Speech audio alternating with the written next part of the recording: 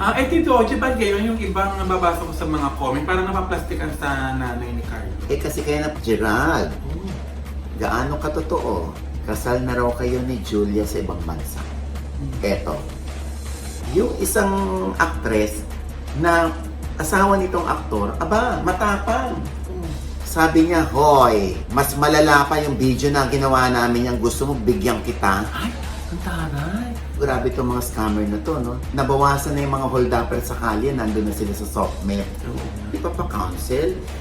Yung bata, kung gusto ko naman yung nangyari sa akin, Loy, ba't naman ako magpapa-psychiatrist? At saka ba't ka magre-reklamo? Oo, gusto ko naman yung nangyari sa akin.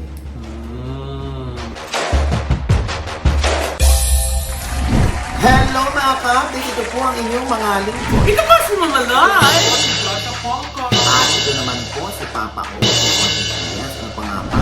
Ang ginagawa ng magagandang mukhang ito na ending, di ba? Yes! Endy Skin Beauty and Wellness. Aminin. Walang makeup yan. Konti lang. Kapirado Pero, lang. wala na. Kapirado. At ano pa nga ba?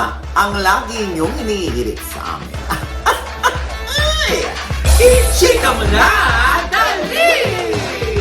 Ayan po, bago ang lahat, andito po kami ngayon sa napakaganda, napakamaaliwalas, napakasarap sa mata na, hindi ko alam, meron palang ganito, no, Loy? Yes! Sa Naik, Cavite, matatagpuan ang paraiso. The June Quixote Eco Farm Resort. Kaya Ang pala, bongga. ang dami-dami rin mga big companies na excursion at nag-team building dahil ang dami-daming mga activities na pwedeng Yes. gawin. Ayan po, pwede kayo magbisikleta na parang nasa ere kayo. Yeah. Oo, tapos may zipline. Oo, may hanging bridge. Tapos Uyayi, yung nag-uuyayi. Grabe yung yung hanging bridge na may 160 meters ang haba. Grabe, At napakalalim. Nakakatakot, hindi ba? I-try nyo rito, napakaganda. Yes. In fairness, relaxing, no? True. Oo. You're one with nature. Yes, diba? Naku, Diyos ko. Thank you so much at happy 13th anniversary dito sa magjowang Rochelle. Yes. At Alvin. jowa si Alvin, Alvin. oo. 13 years na silang nagsasama. Wow. At nagpa-plastika. Hindi na yung nagsasama. Nagsasama. Ayos ko, syempre hanggang ngayon, pinag-uusapan pa rin ang pagbubunyi ng taong bayan, ng sambayan ng Pilipino sa pagwawagi ni Carlos Yulo, no? At syempre, yung iba nagkakampi-kampihan, makananay, yung iba naman maka-girlfriend. Kanino ba kayo? Kung kayo makapamilya, syempre, sa pagkakaayos ng mag-ina, di ba? Ito na nga, Diyos ko, binigyan niya yata talaga ng Viva Max ng lifetime free subscription ng Viva Max. Sino? Si Carlos Yulo. Talaga ba? Kaya tinawag siya ngayon ng hindi na gold medalist. Ano na? Gold medalist. Tapos di ba, ang dami pang mga screenshots ng mga batian ng mga magkakaibigan, di ba? Tapos ang ending, Diyosa, Mangungutang. tapos ang ending, binlock. Ay! Akala ko pinag-uusapan lang natin yung pagwawagi ni Carlos Yulo eh. Oo. Nangungutang ka pala eh. Napautang ko to yung kumari ko ng 1.5. Oo. Dahil lang sa tuwa kay Carlos Oh. Yulo. Oo, nangamusta. Sabi niya, nakaka-proud ako ng Pilipino. Ah, Ang nakakatawa din na yun, no? Ang galing ng mga Pinoy. Bakit? Yung mga tumatambling-tambling, tapos nakaganon. Sabi mo, umugato yung camera. Ako may entry dyan, kayo wala kayong entry. Hindi nyo na kaya mag-tumbling. Ay, Wow. may entry ako dyan. Wow! Inami ka. Yun, pero, yung pinautang mo, kumare mo. Ay, Alam mo ba kung anong pangalan ng boylet ni Diyosa? Ano? Kumare. So kumari pa. Si kumari pala yung pinakutang na boiler. Nakakachat ko siya, siguro nung tumitingin-tingin ko dito. Wala makakaloka. Yun ang code name sa telepono. Para hindi mahalata ng inay. Siyempre naman, ang wish lamang ng sambayan ng Pilipino, lalo na yung mga makapamilya, sana maging daan si Chloe, yung girlfriend, para magkabati yung mag-ina. Oo. Ano lang ibig mo sabihin dito, OG, na parang wag nang sumawsaw yung girlfriend? Hindi naman sa ganon. Sa ganun yun eh. Kunyari ka na. Hindi nga gagaling sa akin lang, syempre, di ba? Ano mo yun, the usual, di ba? Pag manliligaw ka, di ba? Kailangan i-win mo rin yung family. Hindi naman si, nanligaw, si Chloe, no?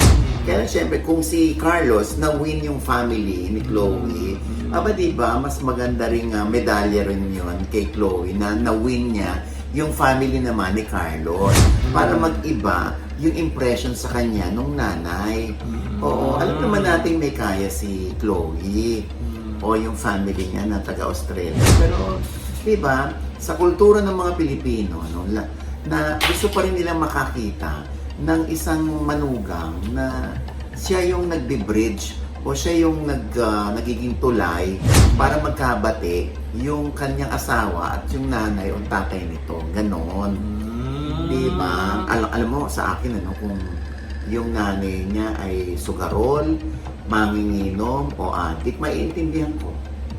Si Carlos. Di ba? Kahit naman si Carlos, hindi rin naman niya nasabi kung ano yung nanay niya. Saan ginastos ang nanay niya yung pera. Pero syempre, yun nga ang ginawa ni Attorney Raymond Fortuna bilang pro bono lawyer at advisor ni Mami Angelica Yulo, kumaga, para lang ma-clear the air, para lang maibulalas ni Mami Angelica yung paghingi niya ng sorry sa anak. Tito, di ba gano'n yung ibang nababasa ko sa mga comment, parang napaplastikan sa nanay ni Carlos? Kasi kaya napaplastikan kasi binabasa mo pa yung mga comments. Kung hindi mo binasa yung napaplastikan sila sa mami ni Carlos Yulo, hindi mo maitatanong yan dito. Syempre binabasa ko para titignan ko kung tama din ako nang naiisip. Ikaw, kunwari sa'yo mangyari yan, yung nanay mo, kaaway mo, tapos yung boyfriend mo, parang sinusunod mo. Sa probinsya namin, hindi pwedeng ganyan, Tito Oji. Yung iba nga, yung nanliligaw sa akin, kailangan matalo muna nila yung tatay ko sa inuman. Kailangan magkasundo sila para magusto ng tatay ko yung manliligaw ko. Nanalo ba yung manliligaw mo? Abay, oo naman, Tito Oji. Ay, sorry. Adi kayo na. Ay, hindi nga eh. Bakit? Sila na ng tatay ko. Hindi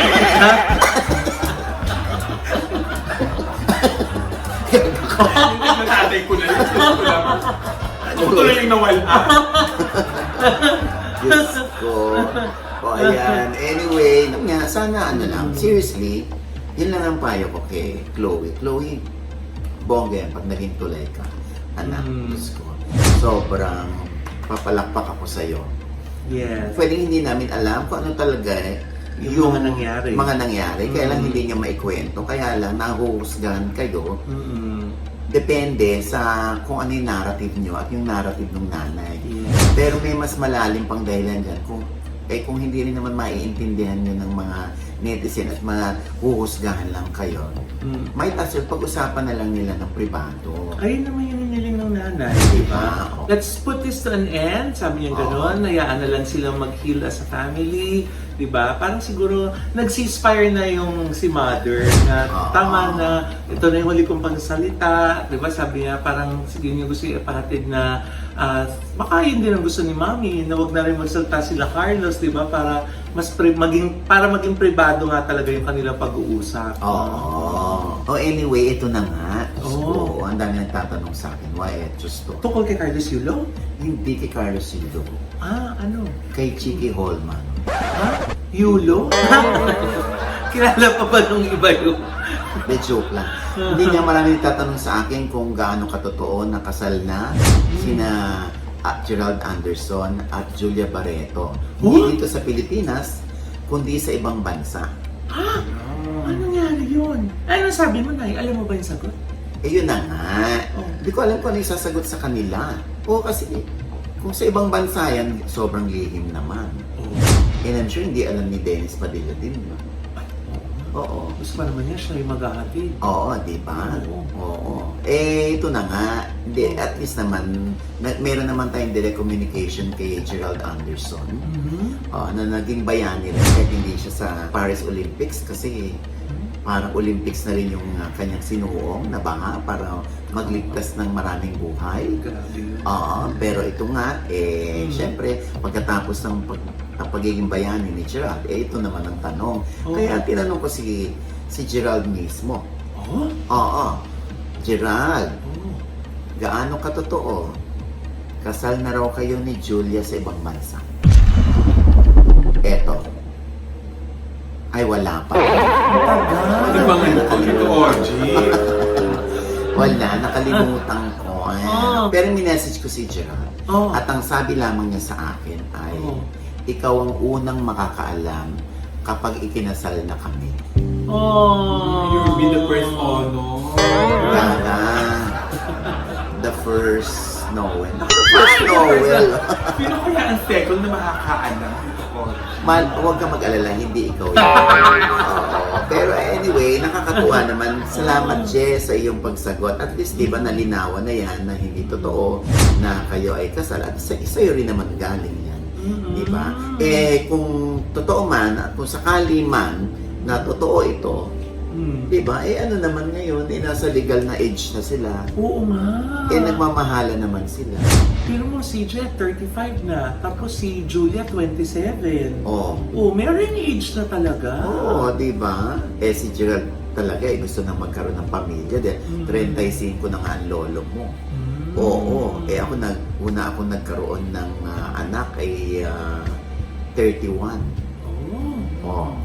Diba ngayon I have 22 years old. Akala ko Panganay ko. 22 children. Pinabahan ako. Hindi kami alam. Hindi ko Dolphy lang din. Akala ka mayroon pa sa ibang babae. Now, I have 22. Ha? 22? Akala ko, anak yung tinutukoy mo. Salbahe Age kayo. pala. 22-year-old So, yun. child. Ayan, malinaw yan ha. At hindi para itago nila. Hindi. Parang ang labo. Para itago mo, ibig sabihin, hindi mo pinagmamalaki yung... Hindi ka proud. Hindi ka proud, hindi pa.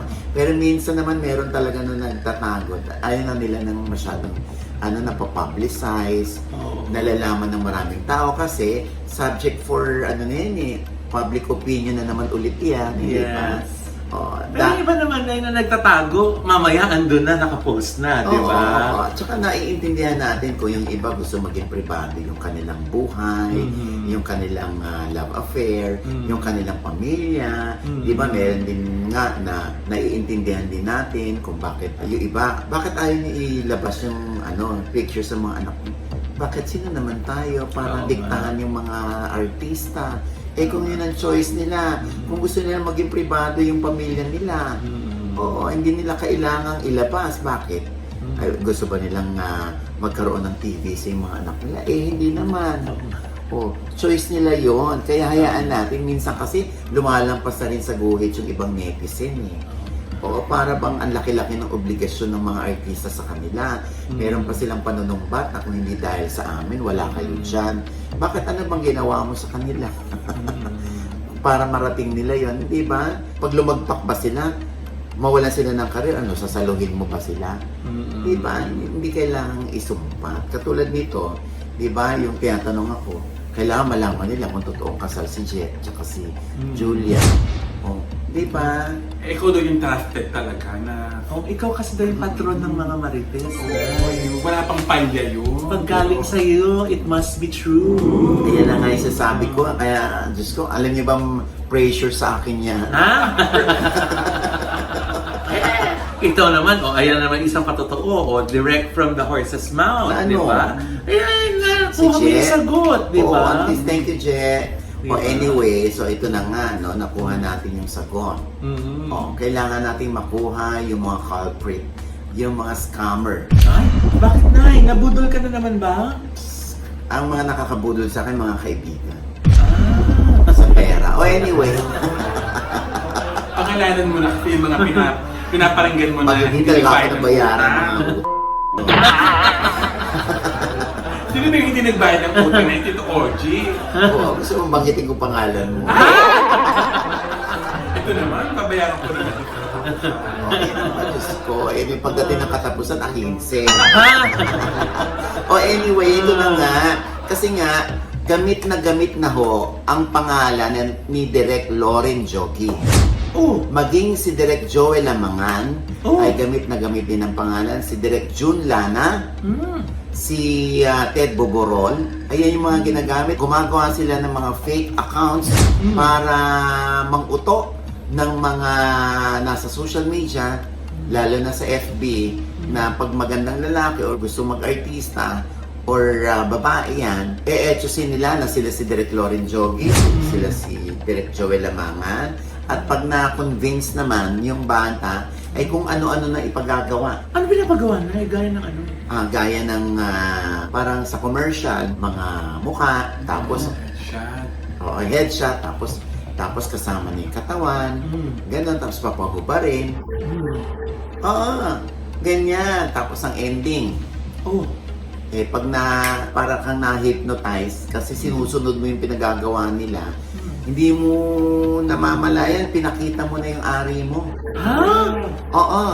Maraming ganyan ha. Merong sa akin nagsabi, isang biktima taga GMA 7 na bata na problema daw ngayon dahil nga hinihingan siya ng pera. Bina-blackmail? Bina-blackmail para hindi daw mailabas.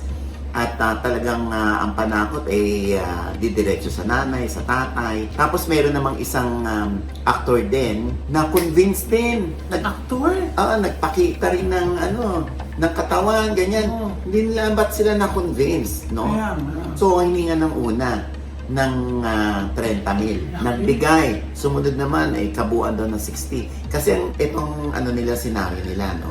So, naipakita mo na. So, nakuha ka. Screen grab na. Oo, na-record na yon. Oo, tapos pag hindi ka naghubad pa ng more, or hindi ka sumunod sa next na pinag-uutos nila, sasabihin nila, sinayang mo yung oras ng direktor. Ganyan, bayaran mo. Ganyan, 60,000 yan. Ganyan. Kung hindi, ipapaalam namin sa asawa mo na meron kang video sa amin. Ganyan. Kaya naman, yung isang actress na asawa nitong aktor, matapang. Sabi niya, hoy, mas malala pa yung video na ginawa namin yan. Gusto mo bigyan kita? Taray. So, binigyan ka, Nay? Ay, hindi ako scammer. Ako ba naman, Lloyd? Hindi din sana ako ng focus. So, yun na nga. Yun ang nangyari. Tapos, talagang tinatakot siya, papakita ko to sa mga anak mo. Pakita mo sa mga anak ko, ang lalaki na ng mga anak namin. Parang ganon. Tapos, hindi kasi Loren Jogi. Something like that. Ako, ang haba ng conversation. Sabi ko, grabe itong mga scammer na to, no? Nabawasan na yung mga hold-upper sa kalye, nandun na sila sa SOCMED. Lalo na kung i-allow mo yung katangahan mo sa ganyan. Oo nga, yun nga naisip ko. Diba? Pansinin mo, merong mga lumalabas talaga ng mga video ng mga artista. Kasi yung mga yon hindi nakapagbigay. Kaya nilalabas na lang nila. Tapos minsan, di ba, may merong parang OnlyFans. Yung magsasubscribe ka. Sa Telegram, usong-uso yan. Tapos isisend doon, di ba? Yung mga video. Tapos ikakalat din ng nag-subscribe. Lugi na. Oo. Kaya, yun nga, parang hindi natakot yung actress. At ang nakakaloka, totoo, minessage nung scammer yung anak. Ay, tinutuo yung banta? Oo. Binlock nung anak yung number. Oo. Ayan. Nag-iba na naman daw ng number si scammer. Oo. Meron pang pangalan, nakalagay sa GCash, Boss Vic Del Rosario. Diyos ko. Si Boss Vic, di ba? Kilala ng lahat. Bakit manghihingi ng 30,000 si Boss Vic? Diretso kang titingnan yan kung meron kang potensyal. Oo nga. Di ba? Hindi yung mag-ano lang sa tiyaga ni Boss Vic doon at hindi naman siya peki, di ba? Oo nga. Ginamit talaga yung Boss Vic Del Rosario. Kaya mag-iingat po tayo dyan, ano? Tsaka karamihan na yung mga ngayon, audition face-to-face na. Yung panahon ng pandemya yung online. Pero yung ngayon face-to-face na lahat. Pati, di ba, nakikita natin yung may mga auditions para sa mga fashion show, di ba? Modeling. Naka-underwear. Kasi nga, underwear show yun. Pero on-site kayo nag-audition, hindi po sa video. Dapat talaga, ito yung number one tip ko sa inyo. No? Kung merong mag-PPM sa inyo, magme-message sa inyo na pwede kayong mag-artista or pwede kayong mag-audition, isa ang unang hihingin mo, video. Ano yung nakalagay sa video? Kunwari, si Direk Joel Lamangan yan. Sige nga po, kung kayo po si Direk Joel Lamangan, batiin niyo po ako at sabihin niyo po ang petsa ngayon. At ang oras ngayon, sabihin niyo, it's 4:05 p.m. Siya yun. Pag walang na-send na video na gano'n, that's fake. Kung gusto niyo lang right away malaman kung totoo yan or hindi, di ba? Pero, wag na ho kayong magpapaniwala kung Direk Joel Lamangan yan.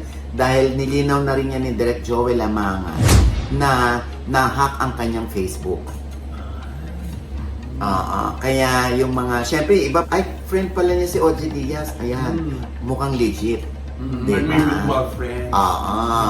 Kaya, kuidaw ho kayo dyan at mag-iingat ho kayo. Nagkaroon na ng press statement si Direk Lauren Jogi through Star Magic na kumakalat nga na gamit na siya at mga nangihingi po ng pera. Huwag ho kayong pauuto sa ganyan. Pati si Direk Jun Lana. Si Direk Jun, si Direk Jun Lana. Kaya, naku, Diyos ko po, ito talaga mga tao, ito mga walang magawa. Ba't hindi kayo magtrabaho? Magbanat kayo ng buto. No? Hindi yung buto ng iba yung binabanat ninyo. Tapos screenshot niyo yung buto. Tapos isisend nyo sa asawa, sa anak. Buto tayo na. Sorry. Parang naguguluhan ako. Ikaw ba meron ganyang audition nung araw, Josa, bago ka napunta sa management ko? Di ba nung una, Tito Ogie, nung tinawagan nyo rin ako, nung una hindi ba rin ako maniwala? Oo, kasi nga sabi ko, baka mamaya, Fake account. Oo, fake account. Ayun to, kahit gusto makipagkita sa akin ni Tito Ogie, hindi ako nagpupunta. Kaya sabi niya, ang arte-arte mo. Sinabi ko ba talaga? Yes, sinabi mo yun. Tapos sakto, nag-guest ako sa Home Sweetie Home. Tapos sabi ko, ay Tito Ogie, kung talagang kayo niya, magkita tayo. Tapos sakto naman, nagkasabay kami papasok. Tapos nakita ko ni Tito Ogie, hoy, maarting bakla! Halika na, sumabay ka na sa akin. Papunta na doon sa Pero that time, hindi pa ako naniniwala nung kay Tito Ogie. Diba? May mga ganyan talaga. Basta yung OGDS ko po may blue check. Yes! At At saka pag hindi talaga sinanay ng video, papadala niya kayo ng video. Hindi, nag-ano ako ng video. Uy, ako talaga to. Tapos ayun na, sunod-sunod na yung mga messages. Kasi marami rin nagpapa-audition sa akin. Tapos yung iba naman nangihingi ng payo kasi naloloko sila. O katulad nitong Jams Production. Yung nagpapa-workshop, no? Talagang sinama nila ako sa group chat. Ang dami-dami na nilang reklamo sa Jams, Kasi nga may dancing lessons, may acting workshops, may mga ganyan lahat. Tapos hindi rin naman daw natutuloy. Ayan, ang dami na-feature na yan na sila yung naloko daw. Kaya sinabihan ko mismo yung Jams na harapin niyo lahat yung mga reklamo sa inyo. Kasi sa akin sila pumupunta. Diyos ko at least yung amin, di ba, legit. Yung iba kasi, sa totoo lang po, mura yung kanilang mga workshop. Sobrang mura. Para nga maingganyo kayong pumunta at sumali. Pero ang nakakaloka, putyo-putyo lang naman yung nagtuturo. Puki-puki. At least sa OGBS Acting Workshop na may fan page. Ayan, legit po yan. Yeah. At Diyan ay OG mismo nagtuturo. Ako mismo nagtuturo. Kaya dyan kayo pumunta. Kaya syempre, kung sa fee, meron din kaming fee. Diyos ko naman. Hindi naman po libre ang gasolina. Yes. Sino bang hanapin nila, Nay? Pag gusto nila sumali sa workshop? Si Ellen Pandaan Dapilen. May rin yan. Meron din siyang Facebook. Pakahingan niyo po ng video si Ellen Pandaan. Ito po yung itsura niya. Halika. Tapos meron siya sa IG. Yan po Tandaan niyo po yung mukha, Huwag mo ilapit sa akin, please. Sobrang isa lang ang mukha namin. Yan, oh. kapatid ko Kailan po daw yan. ba? Kailan daw ba ang next workshop? Oo. Oo. Soon. Basta Oo. meron po kaming mga announcements sa OGDS Acting Yes. Workshop. Yes. Hayop ka, may Huh? araw ka din. Huh? Mabubulong ka sa impyerno, no? Ha? Ganon? Rupang May. Diba? Ayan ha. Yes. Siyempre, no? Naku, patuloy pa rin ho yung kaso, no? Talagang nagsalita na si Nino Mulak sa Senado, no? At siya'y umiiyak pa, no? At ang lalo pang ikinagagalit ni Nino Mulak ay yung parang sila pa nababaligtad. Oo. Sila pa raw nababaligtad sa mga narrative, no? Sa totoo lang, kung kukunin akong witness dyan, no? Ha? Hanggang ka ba? Wala ako sa pangyayari, pero Diyos ko naman. Kinabahan ako kasi... Consistency is key. Kasi syempre, no, ano lang naman yan, labanan lang naman ng facts yan, no. Nag-press statement yung lawyer ni Dode, ni Nones. Ano nga sinabi, Loy? Eto nga, Nay, nasusulat. Nasa? Writers Jojo Nones and Richard Cruz, independent contractors of GMA, will seek the dismissal of Sandro Mulak's complaint against them before the network as it is not supported by evidence, according to their lawyer, Maggie Abraham.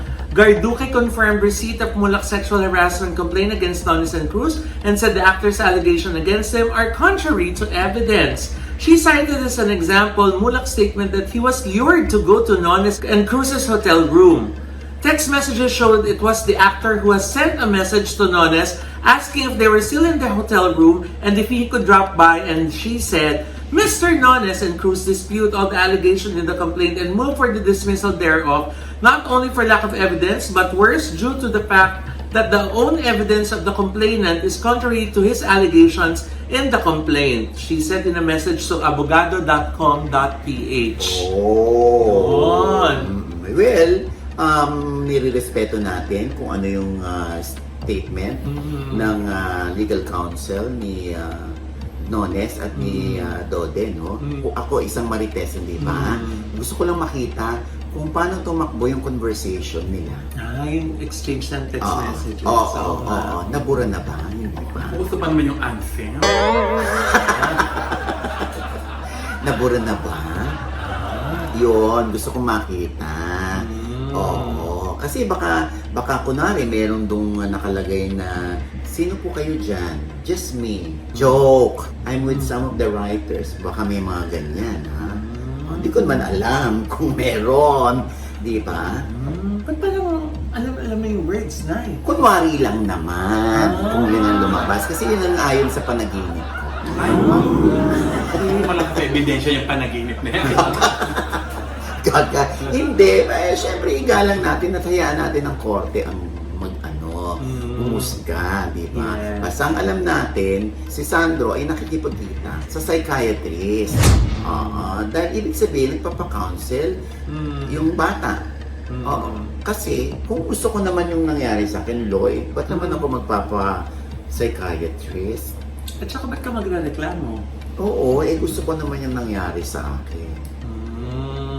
So bakit ka magpapapsychiatrist dito, OG? Baka hindi ko gusto yung nangyari sa akin. Kunwari kami lang to, ha? Diba?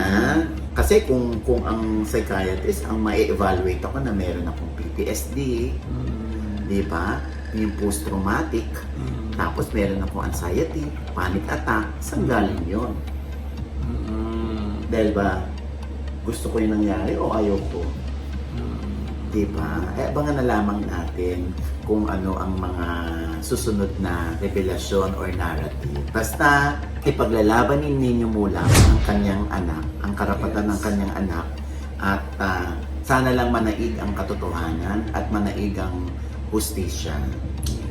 And with that, mga kaibigan, ito po ang inyong mga lingkod. Ito po si Mama Loy, mga nanonood sa hindi pa namin subscriber. Mag-subscribe na po kayo now na. Click nyo na po yung subscribe button na nandiyan sa ibaba. Siyempre pa ang kanya-kanya naming channel. Yes, sana mo natin mag-subscribe po kayo sa channel ko. That's Mama Loy, M-A-M-A-L-O-I. Pati na rin po sa aking other social media accounts sa Facebook, sa Instagram, at saka nasa TikTok na rin po. At nais ating magpasalamat, of course, for our gorgeous smile.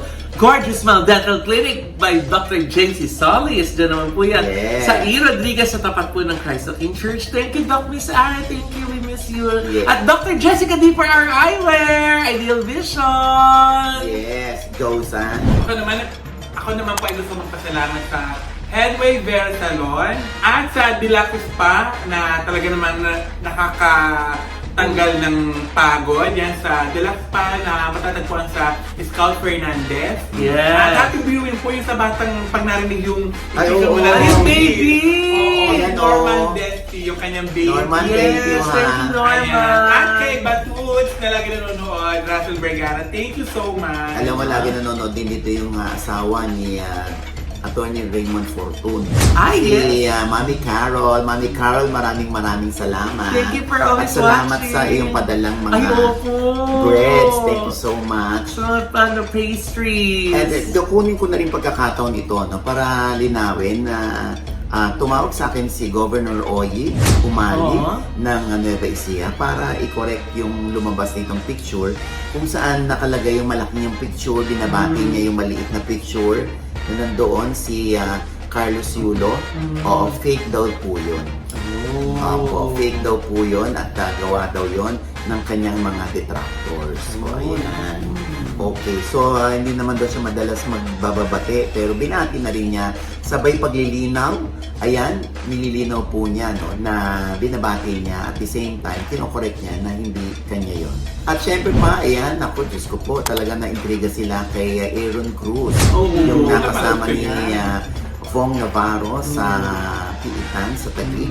Oo, at kung ano yung kanyang mga encounters kay Fong Navarro, andyan po yun sa OGDS Inspires na nasa I1TFC na rin Yes. po, ha? Ito pa rin po yung lingkod, pampawasin ng OGDS na lagi nagsasabi at nagpapaalala sa inyo na sa tuwing gigising po tayo tuwing umaga, huwag na huwag po tayong makakalimot, ha? Na magpasalamat sa Panginoon dahil tayo kanyang ginising, ibig sabihin may mission pa rin po tayo sa buhay. Sabay sabing, every gising is a blessing! At ano pa nga bang lagi niyong hinihilit sa amin? Ichika mo na! Dali! Ay! Bakit naman dito? Diba? Masarap! Ay! Dahil mag-vlog! Dito! Kaya, Ayan, lumayan.